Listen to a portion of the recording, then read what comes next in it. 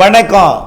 செல்வகுமாரின் அறுவடை விவசாயிகள், விதைப்பு விவசாயிகள், உலர்த்துதல், தானிய சேமிப்பு மற்றும் பூச்சி விரட்டி அடித்தல், உப்பளப் பணிகள், செங்கல் சூளை பணிகள், உலர்த்தும் பல்வேறு பணிகள், ஊதுபத்தி, அப்பளம் மற்றும் அனைத்து பணிகள், பொது பணிகள், சாலை போடுதல் மற்றும் வண்ணம் தீட்டுதல், வெளிப்புற பூச்சி கட்டிட கட்டுமான பணிகள் அனைத்திற்குமான வானிலை முன்னறிவிப்பு. அதிகாரப்பூர்வ வானிலை அறிக்கைக்கு இந்திய வானிலை ஆராய்ச்சித்துறை அறிக்கையை பார்க்கவும். 2025 மார்ச் 10 திங்கட்கிழமை அதிகாலை நிலவர ஆய்வறிக்கை. தற்பொழுது வானம் தெளிவாக இருக்கிறது. இதை நம்பி மழை இல்லை என்று அனைத்து மக்களும் நினைத்துக் கொண்டிருக்கிறீர்கள். இந்திய வானிலை ஆய்வு நிறுவனம் தென் மாவட்டங்களுக்கு கனமழை எச்சரிக்கை கொடுத்திருக்கிறார்கள். டெல்டா மாவட்டங்களுக்கு பெரிதாக மழை அறிவிப்பு இல்லாவிட்டாலும் மழை எச்சரிக்கை உண்டு என்பதை உறுதிபட தெரிவிக்கிறேன். டெல்டா மாவட்டங்களுக்கும் தென் மாவட்டங்களுக்கும் இணைந்தே ஒரே அளவு மழையாகத்தான் இருக்கும். மழை தொடக்கம் கூடுதல் முதலிலே கடந்த முறை போல டெல்டா மாவட்டங்களிலே கனமழை, ஆங்காங்கே மிக கனமழை பொழிவிற்கு வாய்ப்பு இருக்கிறது. டெல்டா மாவட்டங்களையும் தாண்டி கடலூர் மற்றும் விழுப்புரம், புதுச்சேரி வரை மழை பொழிவு எட்டி பிடிக்கும் என்று எதிர்பார்க்கப்படுகிறது. சென்னை, திருவள்ளூர், காஞ்சிபுரம் மாவட்டம், செங்கல்பட்டுக்கு கூட மழை வாய்ப்பு தெரிகிறது. விழுப்புரம் தொடங்கி கன்னியாகுமரி வரை கனமழை காத்திருக்கிறது. டெல்டாவிற்கும் தென் தமிழ்நாட்டிற்கும் மிக கனமழை பொழிவு ஆங்காங்கே தெரிகிறது.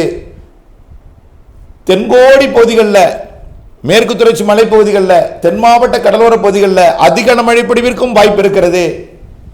ஆக இது முன் எச்சரிக்கை மட்டுமே.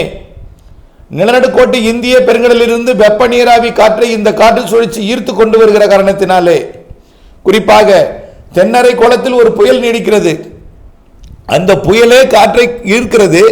ஆனால் அந்த புயல் கட்டுப்பாட்டை விட, ஈர்ப்பை விட நம் பகுதிக்கு மழை தர வரக்கூடிய காற்று சுழற்சியின் சக்தி சற்று கூடுதலாக தெரிகிறது. நிலநடுக்கோட்டு இந்திய பெருங்கடல் வெப்ப நீராவியை ஈர்க்கும் ஒரு அமைப்பாக இருக்கிற காரணத்தினாலே இரு காற்று இணைவு என்பது டெல்டா மாவட்டங்களையும் தென் மாவட்டங்களையும் கண்டிப்பாக இன்று நள்ளிரவுக்கு பிறகு நாளை அதிகாலை, நாளை அதாவது செவ்வாய்க்கிழமை மார்ச் 11 அதிகாலை, காலை என்று படிப்படியாக உள்ளே மதிய, மாலை என்று அனைத்து மாவட்டங்களுக்கும் மழை பொழிவை கொடுக்க போகிறது.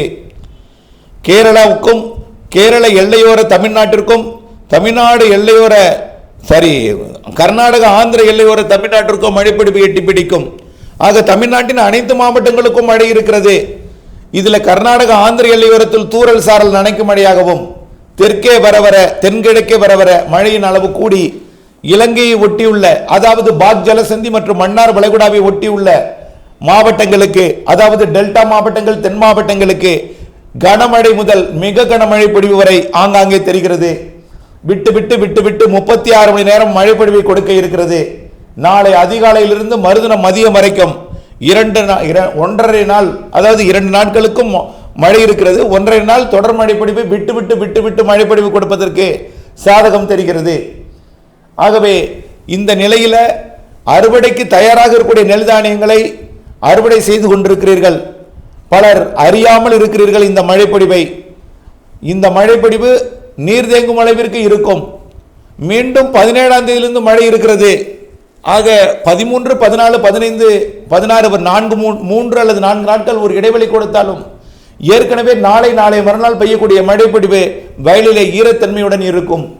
இதன் காரணமாக முதிர்ந்த நெல் தானியங்களை அறுவடை செய்திடுங்கள். முதிராத நெல் தானியங்களை வரக்கூடிய 14, 15 தேதிகளில், 13, 14, 15, 16 தேதிகளில் அறுவடை செய்திடுங்கள். அறுவடை செய்த பிறகு வைக்கோலை சேமித்திடுங்கள். நாளை அதிகாலை மழை இருக்கும். நாளை வைக்கோல் சேகரிக்கலாம் என்று அசாதாரணமாக இருந்துவிட வேண்டாம். கால்நடைகள் மிக முக்கியமானது.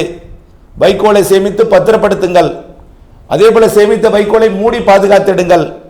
அடுத்தபடியாக நெல் தானியங்கள், இன்று இரவிலிருந்து மழை பொழிவு இருக்கும் என்பதனால விற்பனைக்காக நெல் தானியங்களை தனியாரிடமும் அரசிடமும் கொண்டு போய் குவித்து வைத்திருக்கிறீர்கள். அதே போல அதாவது மூட்டையில் குவிக்க வைக்காமல் தரையிலும் கொட்டி வைத்திருக்கிறீர்கள். அந்த இடம் சற்றே ஆராய்ந்து பார்த்தால் அது நீர் வழித்தடமாக கூட இருக்கலாம். மழை பொழிவு ஒரு இடத்தில் பொழியும் பொழுது சிறு ஒரு கீரல் போல் தண்ணீர் ஓட தொடங்கி நெல் சேமித்து வைத்திருக்கக்கூடிய அந்த பட்டறைக்குள் நீர் புகலாம். உங்களுக்கு அது நீர் வழித்தடம் என்று அறியாமல் கூட நீங்கள் அந்த இடத்தில் வைத்திருக்கலாம். தரையில் தார்பாலினை போட்டு அதன் மேல் நெல்லை கொட்டி அதற்கு மேல் ஒரு தார்பாலின் போட்டு மூட வேண்டும். மண்ணு தரையில அடியில தானியங்களுக்கு அடியில் நீர் புகலாம். அதே போல கிழக்கு திசையிலிருந்து ஒரு சாரல் காற்றுடன் மழை வரும்.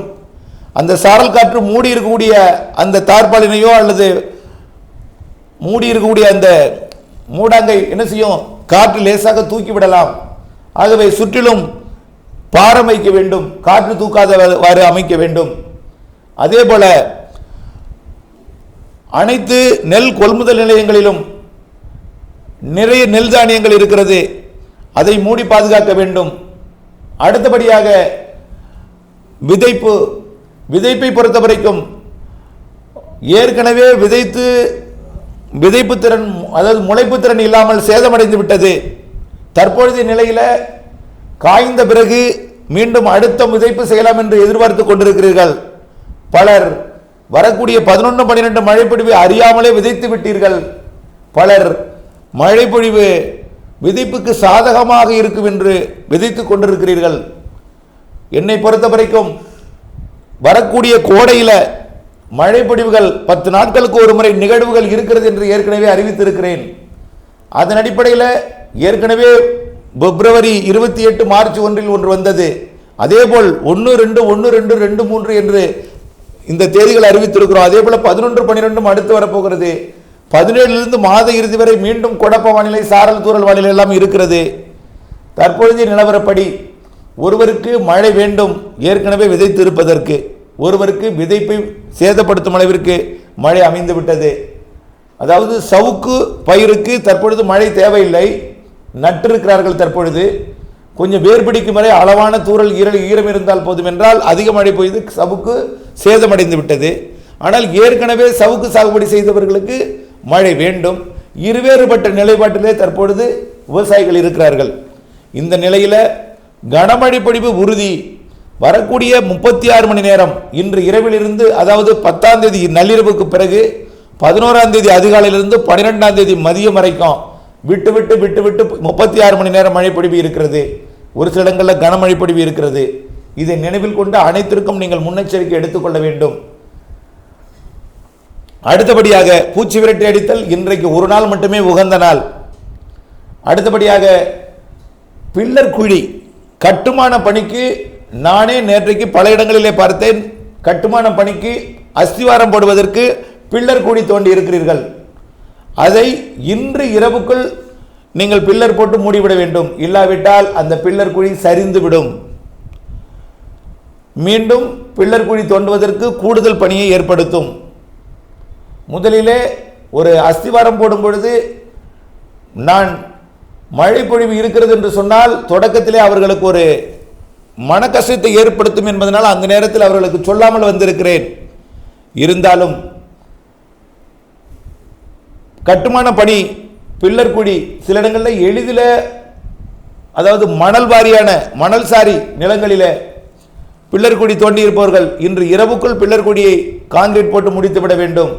இல்லாவிட்டால் நாளை பொழிகின்ற மழை பில்லர் குழியை மூடச் செய்துவிடும். அடுத்தபடியாக உப்பள பணிகளை பொறுத்த வரைக்கும் நாளை அதிகாலையிலிருந்து வேதாரண்யம் பகுதிகளிலையும் தூத்துக்குடி பகுதியிலையும் கனமழை காத்திருக்கிறது. உப்பளங்களிலே கண்டிப்பாக நீர் தேங்கும். உப்பளங்கள் நிரம்பும் அளவிற்கு கூட சில இடங்களில் நீர் தேங்கலாம். மரக்காணம் பகுதிக்கும் வாய்ப்பு இருக்கிறது. ஆக மரக்காணம், வேதாரண்யம், தூத்துக்குடி இந்த 3 உப்பள பகுதிகளுக்கும் கண்டிப்பாக மழை உண்டு. பழவேற்காட்டு கூட பெரிதாக இருக்காது, தூறல் சாரல் போயிடும். அங்கே கூட மழை தெரிகிறது. ஆனால் மரக்காணத்தை விட வேதாரண்யத்திற்கும் அகசியம்பள்ளி வேதாரண்யத்திற்கும் மற்றும் தூத்துக்குடிக்கும் கனமழை பொழிவு காத்திருக்கிறது. அதே போல கட்டுமாவடி, அதிராமப்பட்டினம் போன்ற பகுதி உப்பள பகுதிகளுக்கும் மணமேல்குடி போன்ற உப்பள பகுதிகளுக்கும் மழை வாய்ப்பு உறுதி உறுதி உறுதி. ஏற்கனவே நாளொன்றுக்கு பல ஆயிரக்கணக்கான ரூபாய் செலவு செய்து உப்பு உற்பத்தி செய்து லட்சக்கணக்கான ரூபாய் ஒரு வாரத்தில் உப்பு உற்பத்திக்காக செலவு செய்திருக்கிற நிலையில் இப்பொழுது இன்றைய இரவுக்குள் அந்த உப்பை சேமித்து மூடி பாதுகாத்து அன்போடு கேட்டுக்கொள்கிறேன். அடுத்தபடியாக செங்கல் சூளை பணிகள். செங்கல் சூளை பணி ஏற்கனவே செங்கல் சூளைக்காக மணலிலே செங்கல் கட் செய்து வைத்திருக்கிறீர்கள். அதை மூடி பாதுகாத்திடுங்கள். அனைத்திற்குமே இது முன்னெச்சரிக்கையாக இருக்கட்டும். மழைப்பொழிவு இடியுடன் லேசான சாரலுடன் ஆங்காங்கே ஒதுக்குதலுடன் கர்நாடக எல்லையோரத்தில் தூறல் சாரலுடன் தெற்கே வர மிதமான லேசான மழையாகவும் டெல்டா தென் தமிழ்நாட்டிற்கு கனமழையாகவும் ஓரிடங்களில் மிக கனமழை பொழிவாகவும் கொடுக்கும். ஒதுக்கி கொடுத்தாலும் விட்டு 36 மணி நேரத்திற்கு மழை இருக்கிறது என்பதை நினைவில் கொண்டு வானிலை அப்டேட்ஸுடன் இணைந்திருந்து வானிலை மாறுதலிருந்து திட்டமிட்ட பணி செய்து லாபம் அடைந்திட அன்போடு கேட்டுக்கொள்கிறேன். மேலும் ஒரு சிறப்பு தகவல், தற்பொழுது தேர்வு நடைபெற்றுக் கொண்டிருக்கிறது. 12ஆம் வகுப்பும் 11ஆம் வகுப்பிற்கும் இந்த தேர்வு நேரத்தில் மழை பொழிவு இருக்கலாம். சாரல் கிழக்கு திசையிலிருந்து லேசாக வீசலாம்.